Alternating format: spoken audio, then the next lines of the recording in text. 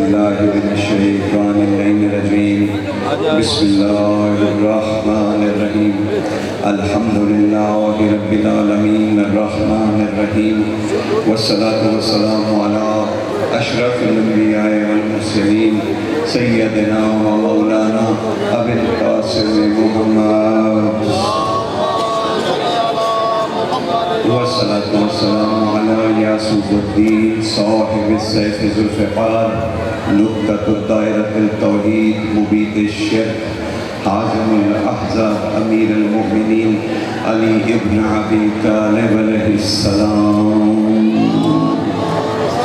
اللہم صل والصلاة والسلام علی سیدۃ النساء العالمین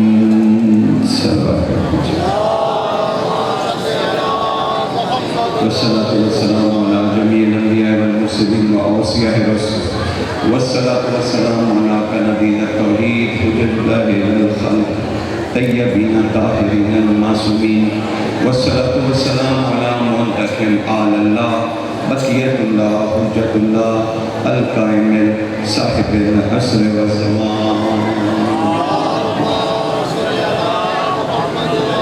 وقت کے امام پر اونچی آواز سے صلوات پڑھیں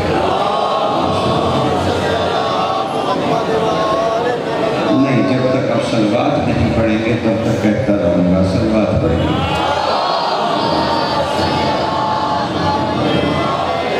اما بعد فقد قال اللہ تعالی سبحانہ فی سورۃ النحل بسم اللہ الرحمن الرحیم یعرفون نعمت اللہ ثم ينكرونها وأكثرهم الكافرون صلوات پڑھ دیجیے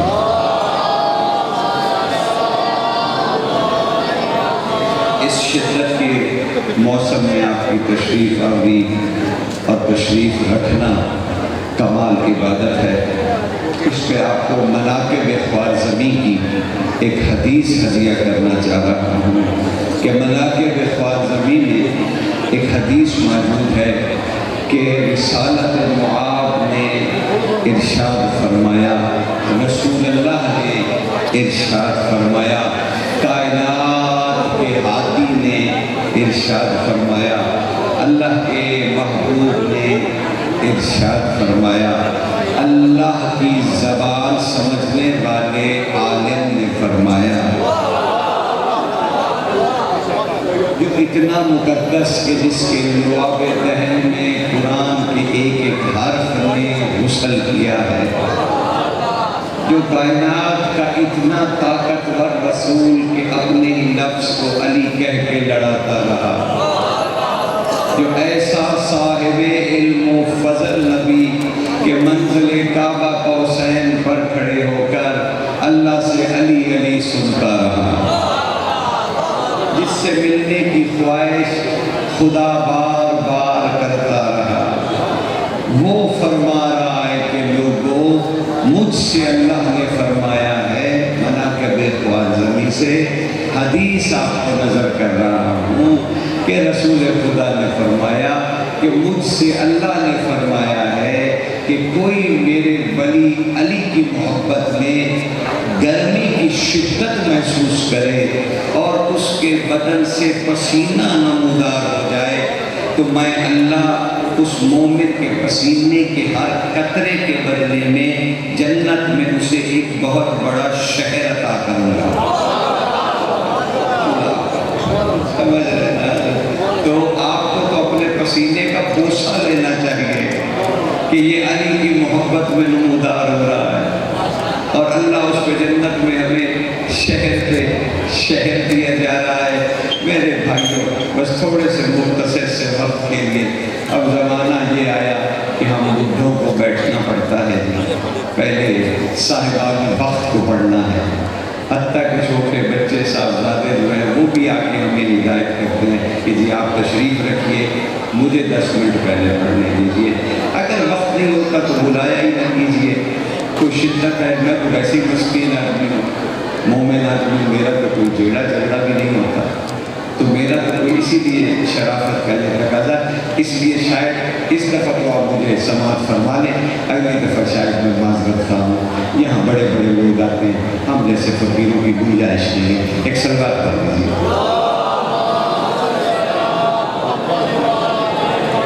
حضور سرکار کی کچہری لگی ہوئی ہے اور لوگ پوچھ رہے ہیں مالک محشر میں علی کے دشمن کو کیسے لایا جائے گا؟ امالی شیخ مفید علیہ رحمہ سے روایت ہدیہ کر رہا ہوں.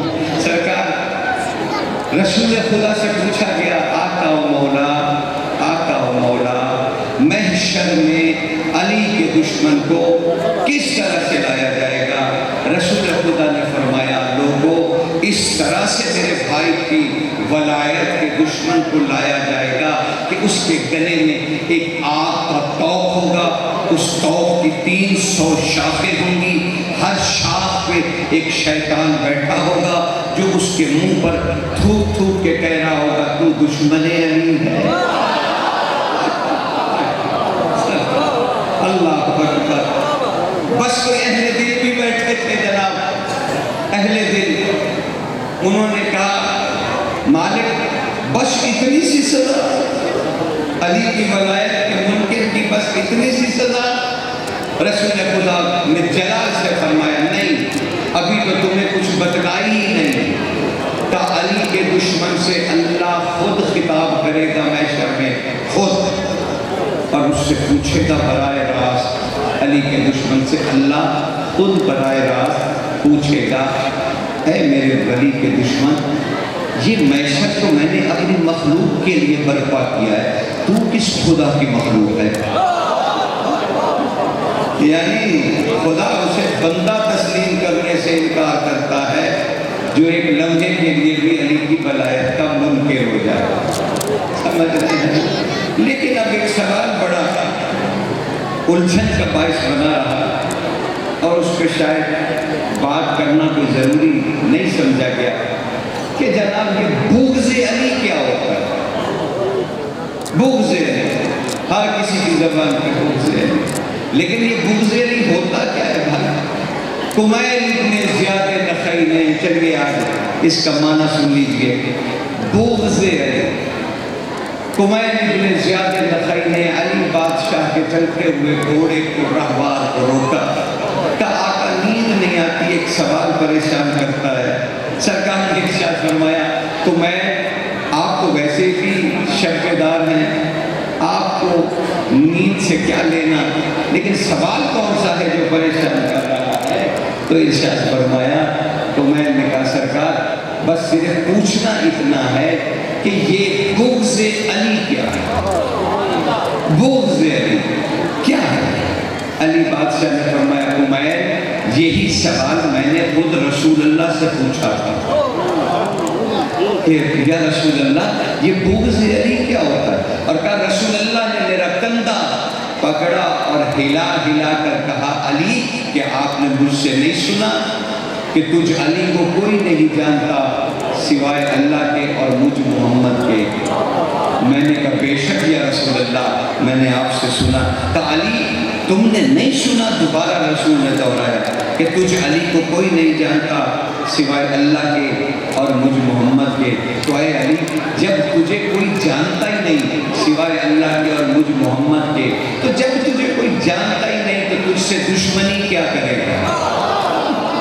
دشمنی تو تب ہو جب کوئی جانتا ہو, تو جب کوئی جانتا ہی نہیں تو وہ دشمنی کیا خاک کرے گا؟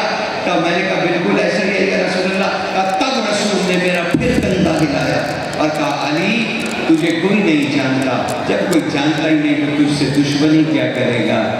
علی بغض علی کا مطلب یہ ہے کہ تجھ علی سے پیار کرنے والے کی طرف نفرت سے دیکھنا بغض علی.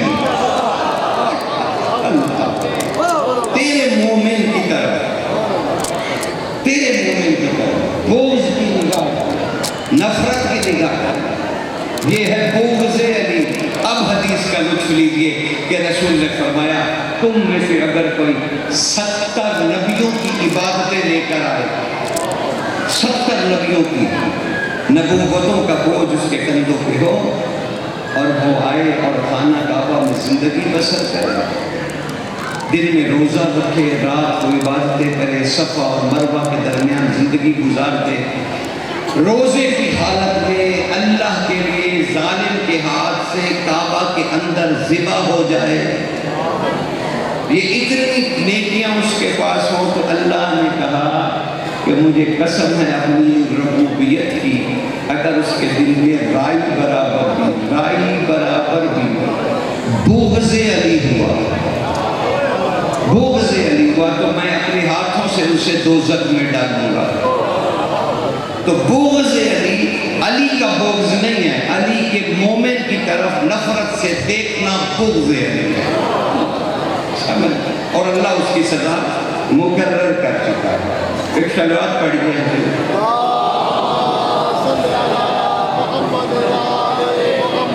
میں نے سورہ نحل سے ایک آیت مقدسہ کریمہ کی تلاوت کا شرف حاصل کیا۔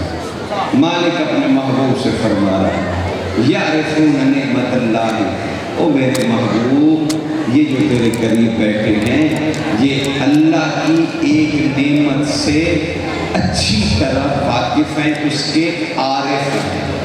اللہ کی کوئی نعمت ہے میرے بھائی، اس کے یہ سب عارف ہیں۔ ثم ينکرونہا، یہ کیا ہوا انہیں کہ یہ اللہ کی نعمت کے منکر ہو گئے۔ وَأَكْثَرُهُمُ الْكَافِرُونَ، ان سے کہو تم منکر نہیں ہوئے، کافر ہو گئے ہو۔ اب صحابہ رضوان اللہ کھڑے ہو گئے، کہنے لگے یا رسول اللہ یہ کون سی اللہ کی نعمت ہے؟ کیا یہ تورات ہے؟ رسول نے کہا نہیں۔ کہا یہ زبور ہے؟ کہا نہیں۔ کہا یہ انجیل ہے؟ کہا نہیں۔ کہا مالک یہ قرآن ہے؟ کہا نہیں۔ کہا مالک پھر یہ اللہ کی کون سی نعمت ہے جس کے اگر ہم منکر ہو گئے تو کافر ہو جائیں گے؟ آپ نے ارشاد فرمایا ان ولایت علی ابن ابی طالب،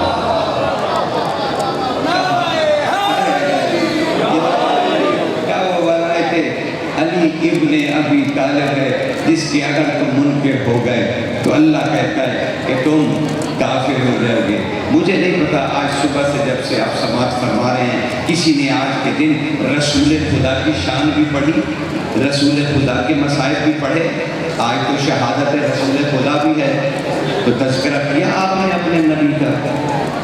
نہیں کیا ہوگا کسی نے، یقیناً کسی نے۔ لیجیے اپنے نبی کی شان بھی سنیے، اپنے نبی کی مصیبت بھی سنیے۔ آئے آپ کو آج کسی اور نقطۂ نظر سے، کسی اور نقطۂ نظر سے، کمال ہے ختمی مرتبت کے بغیر آپ کی مجلس مکمل کیسے ہو گئی؟ آج کے دن بھی آپ نے رسول خدا کا تذکرہ نہیں کیا۔ کم از کم جتنے دو چار لوگوں کو سننے کا مجھے موقع ملا، میں نے تو نہیں دیکھا کہ کسی نے آج سرور کونین کا بھی تذکرہ کیا ہو، اس نبی کا تذکرہ، اس نبی کا تذکرہ جس کا اسم قرآن میں یاسین ہے۔ علی بادشاہ سے تفسیر پوچھی گئی، مولا کیا معنی ہے یاسین کا؟ تو علی نے مسکرا کے فرمایا اس یاسین میں یا میں ہوں، سین محمد ہے۔ اللہ اکبر۔ اور پھر آپ نے فرمایا یہاں یا غلامی کی نسبت سے آیا ہے، یاسین کا مطلب ہے اے علی کے سردار۔ سمجھ رہے ہیں؟ اس محمد کا تذکرہ تم نے نہیں کیا، اس محمد کا جس کے بغیر ولایت علی کا کوئی معنی ہی نہیں، معنی ہی نہیں۔ ماننا تو بڑی دور کی بات، کوئی معنی ہی نہیں ہے۔ اس نبی کا تذکرہ نہیں کیا سارا دن، جس نبی کی بیٹی بطول عذرا کے بیٹے کا غم منانے کے لیے تم آئے بیٹھے ہو، اس شہزادی جس نے رسول کے لیے الگ سے ایک جھوپڑا بنایا اور اس نبی پہ اتنا روئی کہ امت جو ہے ناراض ہو گئی، آپ نے اس نبی یعنی بطول عذرا کا آج سارا دن غم کا آپ نے ذکر ہی نہیں کیا، تو کیا فائدہ ہے؟ تف ہے اس گرمی میں بیٹھنے کا، یعنی جس رسول پہ زہرا اتنا روتی رہی، صرف زہرا جس کی قبر مبارک پر صرف آپ دفن تک پڑھتے ہیں کہ بس علی نے دفن کر دیا حجرے میں، اور پھر اس کے بعد سیاسی معاملات شروع ہو گئے۔ نہیں میرے بھائی، علی روز رسول کی قبر پہ آ کے روز ایک نیا مرثیہ کہتے تھے، اور کہتے تھے کہتے تھے پہلے صرف ایک مصرع علی کا سن لو تمہیں اندازہ ہو کہ رسول خدا کیا ہے. ایک مصرع قبر مبارک پہ، قبر اطہر پہ علی نے جا کے کہا او میرے رسول، او میرے رسول، تیرے جانے کے بعد میرا دل نہیں کرتا کہ میں اپنے آپ کو علی کہوں. کمال ہے. اسے کبھی کوئی غور کرے؟ کوئی ہے تم میں سے کوئی اہل دل جو علی کے اس جملے پہ غور کرے کہ اے رسول تیرے جانے کے بعد میرا دل نہیں کرتا کہ میں اپنے آپ کو علی کہوں، علی کہوں. صحابہ رضوان اللہ کی ایک جماعت علی بادشاہ کی خدمت میں حاضر ہوئی. علی سوٹ کاٹ رہے تھے. یعنی تاریخ نے اس لمحے کو اس طرح سے محفوظ کیا کہ علی اون کا ایک سوٹ جیسے بنا کے علی اسے چکر دے رہے تھے. تو لوگ آ کے بیٹھ گئے اور کہنے لگے امیر المومنین بس ہمارا ہاتھ باندھ کے ایک سوال ہے کہ رسول اللہ کی زندگی میں ہم نے آپ کی زبان سے شان رسالت پہ کوئی کلام نہیں سنا، کلام نہیں سنا. یعنی یہ عجیب تاریخی حقیقت ہے کہ جب تک رسول اللہ زندہ رہے علی بادشاہ نے رسول خدا کی شان میں کچھ نہیں عرض کیا. لوگوں نے کہا علی رسول کی زندگی میں آپ نے کچھ نہیں کہا، اب تو ہمیں بتلائیے نا کہ اس کی وجہ کیا تھی کہ آپ نے حضور کے زمانے میں شان رسالت بیان نہیں کی. جانتے علی بادشاہ نے کیا کہا؟ علی بادشاہ نے کہا کیا کہا تم نے کہ میں حضور کے سامنے، سرور کونین کے سامنے،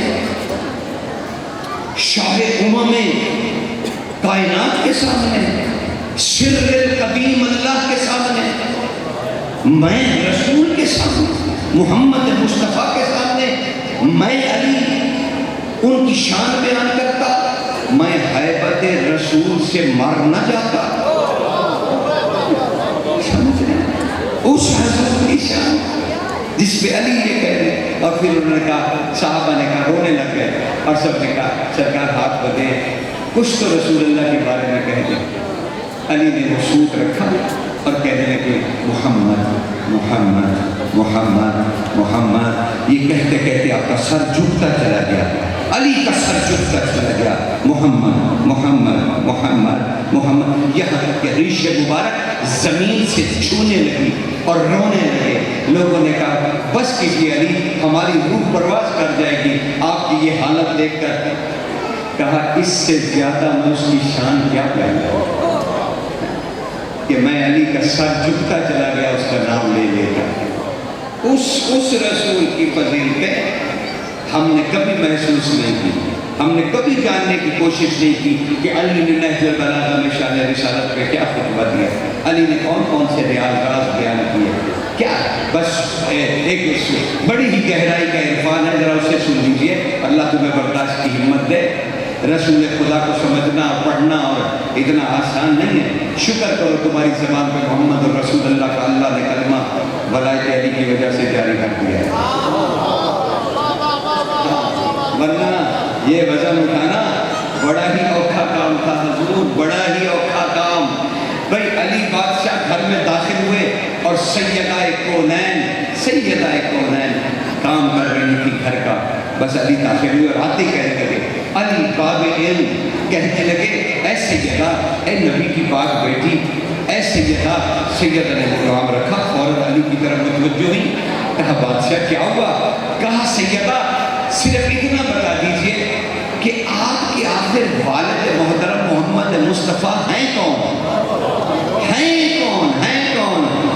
بی بی نے فوراً اپنے ہاتھ آسمان کی طرف اٹھائے اور کہا اے اللہ تیری کتنی حمد کروں کہ میرے بابا کو تو نے کتنی عزتوں سے نوازا کہ آج میرے بابا کا نقش بھی پوچھ رہا ہے محمد کون ہے. سمجھ رہے ہیں حضور اتنی مصطفیٰ کی معرفت. لیکن ہمیں کوئی عادت نہیں ہے، ہمیں کوئی دین چسکا ہے ہمارے لیے.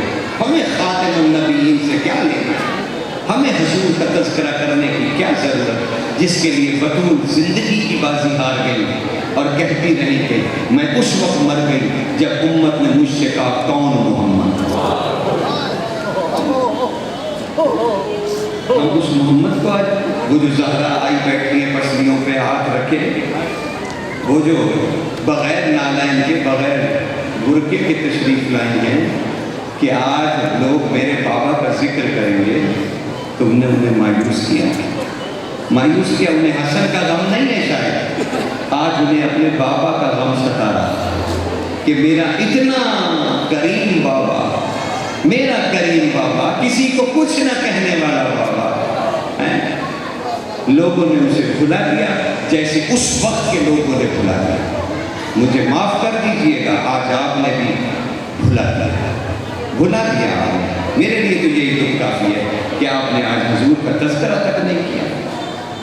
بس ہو گئی میری مجلس، میں نے زحمت تھوڑی بننا، میرے سے زیادہ قیمتی وقت والے لوگ بیٹھے، اس لیے معافی چاہتا ہوں. بس 2-4 جملے سن لیجیے بادشاہ کی، لیکن جو تمہیں میں نے فکر دینی تھی، جو ذکر کرنا تھا، وہ میں نے آپ کے ذریعے کو جھنجھوڑ کے دے دیا. آئندہ جب بھی 28 تاریخ آئے تو پہلے رسول کا تذکرہ کیجیے، زہرا کو راضی کیجیے، خاتم النبیین کے فضائل پڑھیے، ختمی مرتبت کے صاحب معراج کے ان کے فضائل پڑھیے. کچھ نہیں سنانا چاہتا آج، بس آپ کو تشنیجی میں چھوڑنا چاہتا ہوں، آپ کو تکلیف میں چھوڑنا چاہتا ہوں کہ پتہ نہیں شاید کتنے رسول کے فضائل ہم سن لیتے ہیں. نہیں، آج نہیں سناؤں گا، کچھ بھی نہیں بتلاؤں گا. بس زہرا کو بلا کے بستر پہ لیٹا ہوا ہے محمد، اور زہرا کو بلا کے کہا زہرا میرے قریب آ. جی بابا. زہرا بس میرے جانے کی دیر ہے، میرے اور قریب ہے. پھر کہا میرے جانے کی دیر ہے، اور قریب ہے. جب شہزادی قریب آ گئی، ماتھا چوما اور پھر حلق چوما. کہا بابا آپ نے میری زندگی میں میرے حلق پہ کبھی غصہ نہیں کیا. کہا بیٹا کچھ ہی عرصے کے بعد یہاں دروازے کی ایک کیل داخل ہو جائے گی.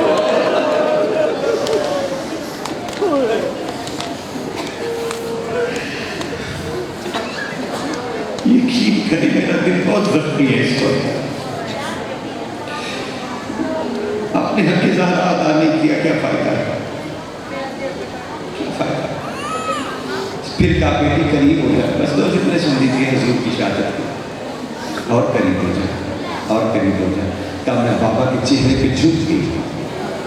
بابا نے میرے رخساروں کا بوسہ لیا اور کہنے لگے زہرا تھوڑی دیر رکی رہے، مجھے تیری خوشبو کو سونگنا ہے. کہا بابا مجھے، بابا آپ پر لاکھوں درود و سلام ہو، آپ کو آج اتنی شدت سے میری یاد آ رہی ہے. کہا ہاں بیٹی بس میرے لوٹنے کا وقت ہے، میں نے تجھ سے کچھ باتیں کہی. ہاں بابا میں سن رہی ہوں. گھبرانا نہیں، گھبرانا نہیں، میری امت کو بد دعا نہیں دینی. کیوں بابا آپ کی امت ایسا کیا کرے گی؟ بس کہا رسول اپنے بستر سے تڑپ کے بجلی کی کڑک کی طرح اٹھ کے بیٹھے، کہنے لگے بس وہ تیرے گھر پہ حملہ کرے گا، تیرے دروازے کو آگ لگائے گا، پھر دھکا دے کے تجھے گرا کے تیرے گھر میں داخل ہو جائیں گے، تیرے لیے ایک چادر کا ٹکڑا بھی نہیں چھوڑیں گے. کہا میں روتی رہی. کہا بابا علی ہوں گے؟ کہا ہاں علی ہوں گے ذرا، لیکن اس سے تو میں پہلے ہی عہد میں باندھ چکا. کہا بابا کون سا عہد؟ کہا میں نے علی سے وعدہ لے لیا ہے کہ جن کو میں نے کلمہ پڑھایا ہے ان کا فیصلہ میں ہی کروں گا. اے علی تیرا دستہ ذوالفقار پہ ہاتھ نہیں آنا چاہیے، ہاتھ نہیں آنا چاہیے. تیری آنکھوں کے سامنے کچھ بھی ہو جائے، کچھ بھی ہو جائے علی، تو نے مجھ محمد کو یاد رکھا. کہا علی سے وعدہ لے چکا. اچھا بابا اور کوئی حکم؟ کہا سنو، حسن اور حسین کی تمہیں تاکید کرتا ہوں، وصیت کرتا ہوں کہ میرے حسن اور حسین کا خیال رکھنا. پھر اچانک کہتے رسول رونے لگے اور کہنے لگے زہرا ایک راز بتلاؤں. کہا جی بابا. کہا حسن بہت نازنین ہے، بہت ہی نفیس ہے، اسے زہر بھی اتنا ہی سخت دیا جائے گا. کہا میں رونے لگی. کہا بابا حسن کو زہر دیا جائے گا؟ اس کے جگر کے ٹکڑے اس کی بہن اپنی چادر میں وصول کرے گی. تو پھر بابا آہستہ آہستہ سسکیاں لینے لگے, ہچکیاں لینے لگے.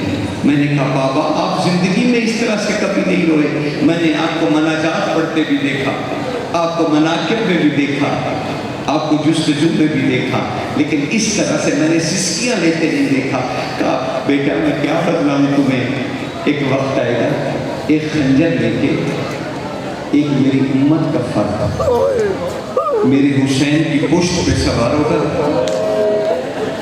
اور اپنے خنجر ہندی سے ضربے لگا لگا کے میرے بیٹے کی رگوں کو قطع کرے گا, لیکن تم فکر نہ کر, میں حسین کی گردن پہ اپنی گردن رکھ دوں. علی کہتے ہیں میں اچانک داخل ہوا حجرے میں, بس میں نے زحمت تمام کی. علی کہتے ہیں میں حجرے میں داخل ہوا, میں نے رسول خدا نے مجھے طلب فرما کے کہا علی تو بھی میرے پہلو میں آ جا. علی میں چاہتا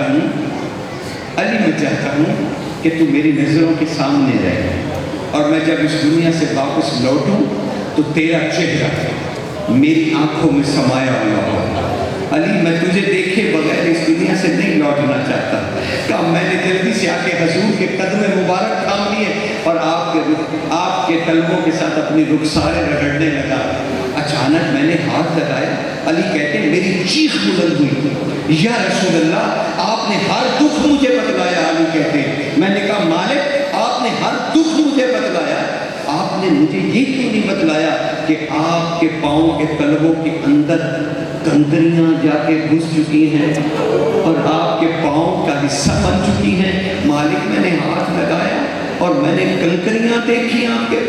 مالک آپ نے کبھی نہیں بتایا. کہا بس خدا خدا کرتے یاد ہی نہ رہا کہ قدموں میں کوئی پتھر بھی رہ گئے. اے علی تمہیں کچھ وصیت کرنی ہے. ہاں مالک کا سنو, زہرا کو دروازے پر جانے دے, اسے روکنا نہیں, اسے دربار میں جانے دے. میں نے اس کی اور پھر حضور نے حدیث کیا اور کہا علی جب میں شہید ہو جاؤں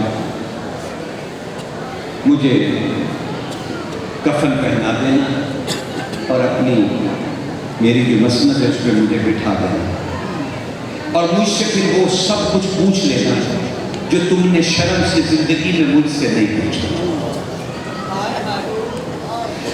سب کچھ پوچھ لینا جو شرم سے مجھ سے نہیں پوچھا.